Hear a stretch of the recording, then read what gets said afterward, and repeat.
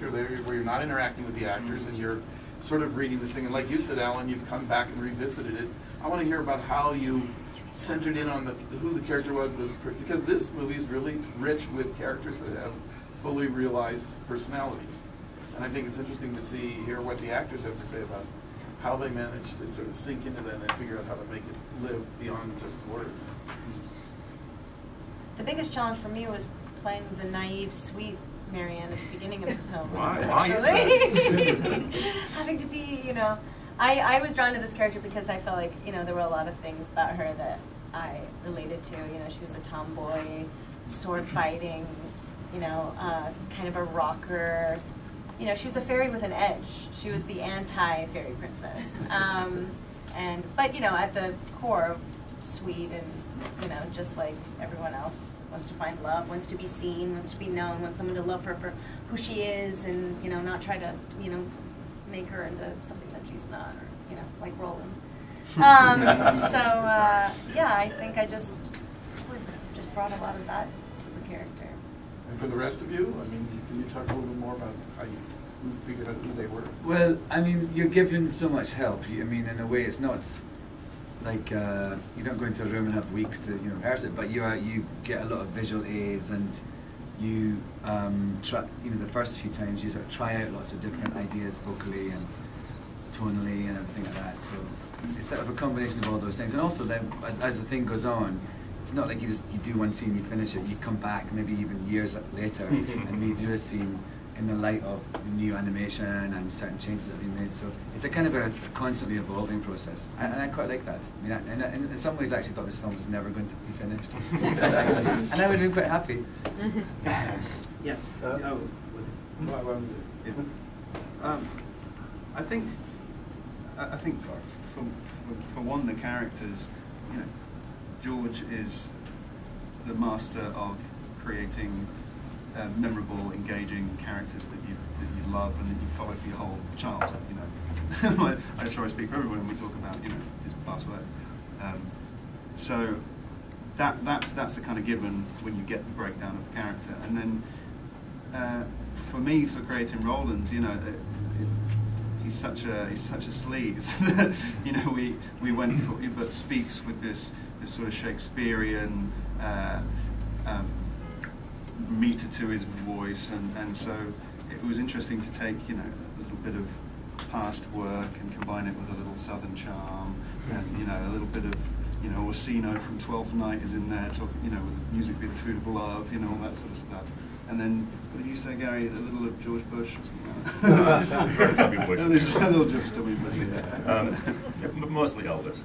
Mostly Elvis. It's interesting. A lot of the actors have to do a little tweak to their voice, not the caricature, but Alan certainly did with Bob King, and Evan did, and Sam. If you can tell, Sam's not American. Elijah did. So you have to get back into the voice, and what we do is play as much as possible, play stuff that you've done before, at least get you back into the character that way. Yes. I want to ask Marius, were there any parts of the movie that you were just dying to score from judging the storyboards, whatever, and George said, well, we're putting a song in here? No.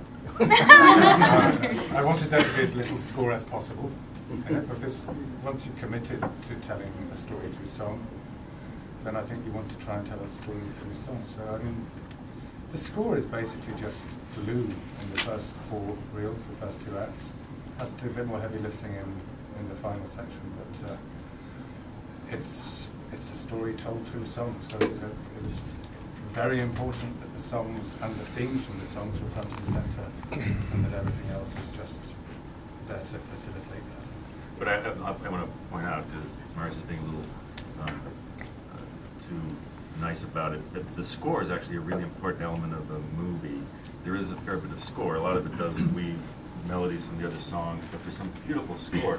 And this is a story. There's a scene where Bog and Marianne really come together. We call it chartreuse. The backstories come out, and then really the love is starting to percolate, and it's a very emotional scene. And the score for that Marius was gorgeous, and it was one of the hardest scores for him to write, because it's a tricky scoring music kind of movies is tough. And it's the first one that you recorded when we went to London and recorded the score. and I remember thinking on the scoring stage, why are we starting with this? It's the hardest one, or we're going to screw it up. And then, just a few minutes into the orchestra playing that cue, I'm crying and trying to not let anyone just this, because the music was so beautiful, and what it was doing for the movie was so beautiful. And sometimes you make these movies and moments come together, and it gets really kind of emotional when it works. And, I didn't let anyone see it, of course, but I'll admit it now. Yeah. We have time for one last question. Hi, so my question is for each of the actors. What is your hope that this generation of kids will take away from this animated film?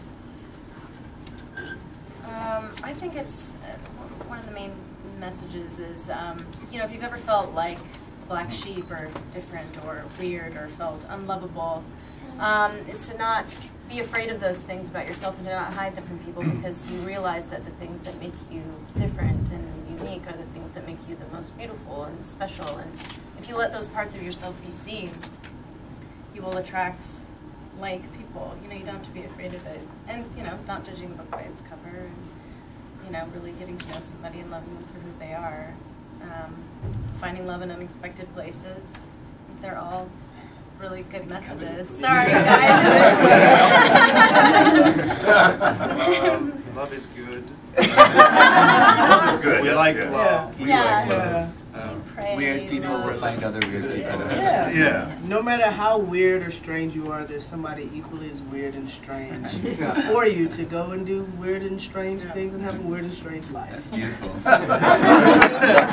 Wow. There's the press release right there. Meredith, anything? Sure, yeah. I think for me, I just want people, whether they're a kid or an adult, to be able to just be taken out of their real life while they're watching a movie.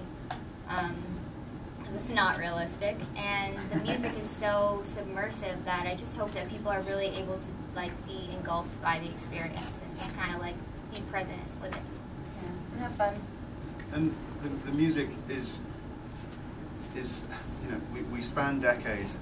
It brings you to it'll expose kids and young adults to genres that And old people. And I mean, you go back to Frankie Valli that Roland sings and Elvis songs and it really is this fantastic journey through the decades of music that I hadn't heard much electric light orchestra before this, and now I'm like, God, so we're discovering these new genres and new bands and old bands, but there's so much great stuff out there that this movie does really link together, and I hope will encourage young and old to either go back into their LPs or to get on iTunes and download an Elvis Greatest Hits or something like that. You said encourage. There was something that we talked about earlier in our interview, how much courage it actually takes to stand on the fact that you love someone. You had to be courageous to get out of the dark forest and actually succumb to that feeling of love.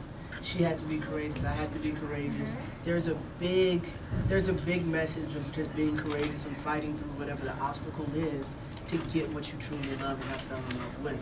So that's a big thing that I hope that everybody takes away from this film. That's a better press release than the weird. Yes. Good job. Thank you, everyone. Thank you.